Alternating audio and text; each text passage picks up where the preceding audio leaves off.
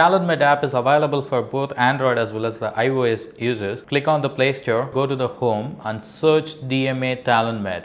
So you have to search DMA TalentMed, and once you finish searching, you will see the very first app which is on the list, TalentMed. Click install and your app will get installed on your phone. You can open the app. How can you sign up? You can sign up with the email, and when you click sign up with the email, you will receive a pop-up notification. So click allow and you will see the registration form. You have to fill the registration form with your name and upload your own photo, and second is your email. So you can fill up your password and type your mobile number. Click on the graduation country. You're gonna get graduated or you already graduated.